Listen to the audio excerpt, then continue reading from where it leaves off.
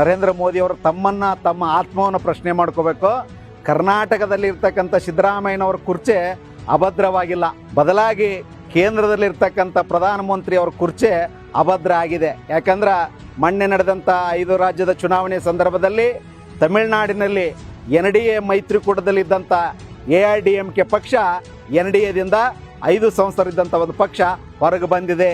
ನಿಮಗೆ ಸಂಖ್ಯಾಬಲ ದಿನನಿತ್ಯ ದಿನಕ್ಕೆ ನಿಮಗೆ ಕಡಿಮೆ ಆಗಿದೆ, ನಿಮ್ಮ ಕುರ್ಚಿ ಅಭದ್ರವಾಗಿದೆ.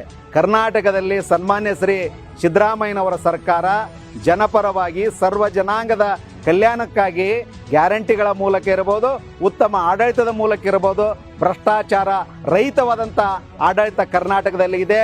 ಇಡೀ ಕರ್ನಾಟಕದಲ್ಲಿ ಸನ್ಮಾನ್ಯ ಶ್ರೀ ಸಿದ್ದರಾಮಯ್ಯನವರು ಮುಖ್ಯಮಂತ್ರಿ ಆದ ನಂತರ ನಡೆದಂಥ ಎಲ್ಲ ಉಪಚುನಾವಣೆಯಲ್ಲಿ ಎಲ್ಲ ಕ್ಷೇತ್ರಗಳಲ್ಲಿ ಜನ ಕಾಂಗ್ರೆಸ್ ಪಕ್ಷಕ್ಕೆ ಆಶೀರ್ವಾದ ಮಾಡಿದ್ದಾರೆ.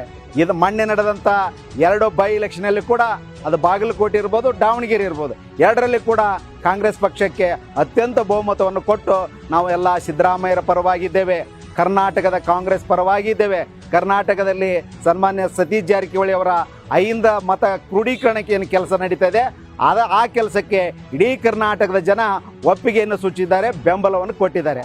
ಮಾನ್ಯ ನರೇಂದ್ರ ಮೋದಿ ಅವರು ಹೇಳ್ತಾರೆ ಒಂದು ಕಡೆ ಬಂಗಾರ ಖರೀದಿ ಮಾಡಬಾರ್ದು, ಅದು ಯಾಕೆ ಹೇಳಿದ್ರು ಅರ್ಥ ಆಗ್ತಿಲ್ಲ. ಯಾರೋ ಅತಿಯಾಗಿ ಕಾರುಗಳನ್ನು ಹೆಚ್ಚು ಬಳಸಬಾರ್ದು, ಬಸ್ಸಲ್ಲಿ ಓಡಾಡ್ಬೇಕು, ಮನೆಯಲ್ಲಿ ಕುಂತ ಕೆಲಸ ಮಾಡ್ಬೇಕಂತಾರ. ಮೊನ್ನೆ ಇವರು ಯಾವುದೋ ಒಂದು ದೇಶಕ್ಕೆ ಅರ್ಧ ದಿವಸದ ಭೇಟಿಗಾಗಿ 10 ಕೋಟಿ ಕೇಂದ್ರ ಸರ್ಕಾರ ದುಡ್ಡು ಖರ್ಚು ಮಾಡಿದ್ದಾರೆ.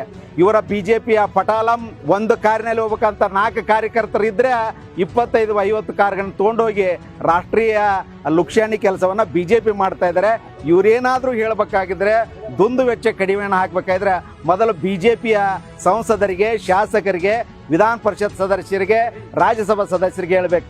ಇವ್ರದೇ ಸರ್ಕಾರ ಬಿಹಾರದಲ್ಲಿದೆ, ಅಲ್ಲಿ ಒಬ್ಬ ಶಿಕ್ಷಣ ಮಂತ್ರಿ ಹೇಳ್ತಾನೆ ಮಹಿಳೆಯರಿಗೆ ಶಿಕ್ಷಣ ಕೊಡಬಾರ್ದು, ಮಹಿಳೆಯರಿಗೆ ಶಿಕ್ಷಣ ಕಲಿಬಾರ್ದು ಅಂತ ಹೇಳ್ತಾರೆ. ಇದು ಗೊತ್ತಾಗ್ತದೆ ಕೇಂದ್ರ ಮನುವಾದಿಯ ಸರ್ಕಾರ. ಈ ಸರ್ಕಾರ ಜನಪರವಾದಂಥ ಸರ್ಕಾರ ಕೇಂದ್ರದ್ದಲ್ಲ. ಬದಲಾಗಿ ಇವತ್ತು ಕರ್ನಾಟಕದಲ್ಲಿ ಜನಪರವಾದ ಸರ್ಕಾರ ಇದೆ, ಸುಭದ್ರ ಸರ್ಕಾರ ಇದೆ. ನಿಮ್ಮ ತಾಟಿನಲ್ಲಿ ಕಪ್ಪೆ ಬಿದ್ದಿದೆ, ಅದನ್ನ ನೋಡ್ಕೊಳ್ರಿ. ಬೇರೆ ತಾಟಿನಲ್ಲಿ ನೊಣವನ್ನು ಹುಡುಕ್ತಕ್ಕಂಥ ಕೆಲಸ ನರೇಂದ್ರ ಮೋದಿ ಅವರು ಮಾಡಕ್ಕೆ ಹೋಗ್ಬಿಡ್ರಿ.